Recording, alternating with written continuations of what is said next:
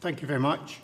The community knows significantly less than you do, than Mr Hoffman has revealed up until this point, than the Minister has shared with our organisations, and that is indeed part of the problem here, because the NDIS was built on co-design over years involving people with disability, their families, their representative organisations, who committed thousands of hours of time and expertise to help build the scheme 10 years ago, which led to it being endorsed without dissent by the Australian Parliament, because you would have been there, you'd have known. Been here for a while, Mr Herd, yes. You're part of the architecture of this. Not a single parliamentarian opposed to that process. I realise, Chair, and I respect you enormously, as you know from our previous conversations, that you were quoting what has been revealed in the recent past. So when I say what I'm about to say, this is not in any way an unfriendly response to you or the committee. But let me say this, as a participant, as an advisor to the ACT government, as somebody who is chief executive of NDIS registered providers supporting 200 people with disability and their families, and who worked for the National Disability Agency to help launch the scheme for 2 years, 10 years ago. This, very simply, nobody is putting me in a box and giving me a score. I'm an individual with rights enshrined by the Parliament here as part of the United Nations Convention on the Rights of Persons with Disabilities, ratified by this place, again unanimously. And if the National Disability Insurance Scheme now thinks that it is going to give me a score on the basis of the WHODAS 2.0 36 question test, the National Disability Agency is wrong, completely and totally wrong. The Minister needs to rethink it, and we are not participating in this arrangement. We're simply not. And I realise that causes a potential for conflict, but I can assure you, I am not having, as an individual, some recently graduated speech therapist from a university somewhere come into my life 37 years after I broke my neck and ask me if I can make a cup of tea and then give me a score on the basis of my answer, which can be either yes or no, when in fact the answer is much more complex than that.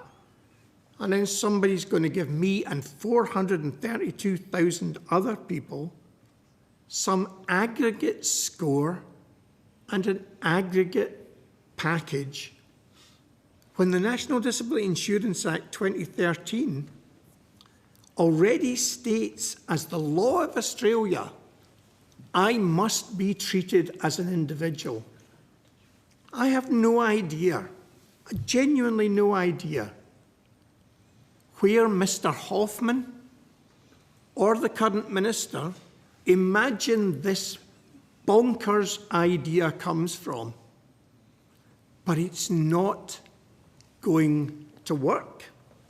And the really, really, really disappointing thing about all of this is there is a model for co-design that could have been, should have been, and must be used to make the National Disability Insurance Scheme work for everybody into the future. And this is not a magical model that I'm talking about. It is go back to the system that began with the Productivity Commission inquiry in 2011, that led to the set of bilateral agreements that were agreed between the Commonwealth, the states and territories in 2012 and 13, that led to the launch of the National Disability Insurance Scheme by Prime Minister Rudd, whose speech I mean, the ironies here for me, excuse me, are just so rich I cannot understand how I can get away from them. Whose speech as the Senior Executive Branch Manager of Communications and Engagement with the National Disability Insurance Scheme, I had to read and make sure was not factually incorrect before passing it to him to launch the scheme on the 1st of July 2013, to use that model as a way of thinking how this major reform might be actuated into the future. Don't keep things secret. Don't not share information about future funding projections from the joint venture partners, the states and territory governments of Australia. Don't keep it secret from the people with disability whose lives will be radically transformed, altered and destroyed by some of these changes. And then tell us we're only doing what the PC report in 2011 told us we were doing. Because that last bit is simply not true, not supported by evidence, and will not stand into the future. And imagine me and 432,000 people being put back in a box. That is neither reasonable nor necessary. And if this, I don't understand why people think this is confusing.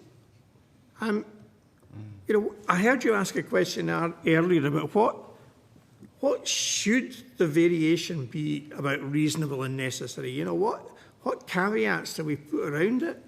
We don't need them. If it's reasonable and necessary, fund it. Want a worked example of how that operates in the real world? We have here in this room 2 guys with beards in wheelchairs. One's a senator, one's a spotty oik from Scotland who likes to campaign about things, but also delivers support services to 200 people in the ACT. I have no idea what is reasonable and necessary for Senator Jordan Steele-John. No idea. And he's got no idea what's reasonable and necessary for me. That's why we need a process of individually focused, personalised, sensitive assessment and planning that responds to individual need and delivers us supports that we need. And just because he and I look like one another, because we've both got beards and we've both used wheelchairs, there's no reason to imagine that we will sit next to one another comfortably in some box that some actuary created somewhere in some room in Sydney to make sure this scheme works. And the last thing I want to say is, I don't know who thinks sustainability is a newly created problem for the National Disability Insurance Scheme. We all know it's been one of the fundamental pillars of the scheme since the outset. And if we want to make the scheme more financially sustainable, I think it's dead easy to begin to make changes.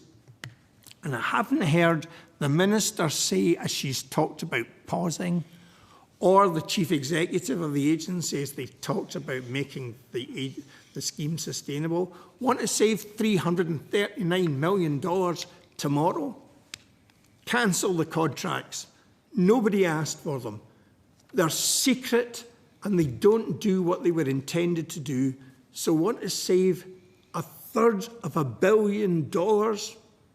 Stop this insane process. So sorry, that's my answer. Thanks, Mr. Herd. I'll go to Ms. Payne now. Thank you, Mr. Herd. I really hope that the Minister reads or watches your answer today. I think. Sorry, can I just interrupt? So that sounded a bit more personal than sometimes, you know, a chief executive is supposed to be in front of a parliamentary committee. Do you know why it sounds personal? Because let's just get this clear. What the previous minister, thank goodness he's gone, that has to be said because that's the strong consensus amongst the community. This new minister who says she's taking a more consultative approach, the chief executive who keeps changing the story about what is motivating this process. What they need to understand is there is nothing more personal going on in the National Disability Insurance Scheme than what is happening at the moment. And if one has lived one's life for 37 years in a wheelchair and you find that you are being pushed back to the future, it is taken personally because it is. Because when the minister moves on and the chief executive moves on, forgive me for putting it in this very clear but straightforward way, I will still need someone to come through my shower room door and conduct a complex bowel management support because I don't get away from my quadriplegia. Never have, never will, but I still need support through the door. And multiply that story 432,000 times across the scheme. This is super personal, but we can make it personal, we can make it political, and we can make the scheme work so long as the agency that has been given the responsibility to lead this joint venture between the states, territories and Commonwealth commits itself to consult with people. If it doesn't do that, it will fail like the old broken system it was meant to replace.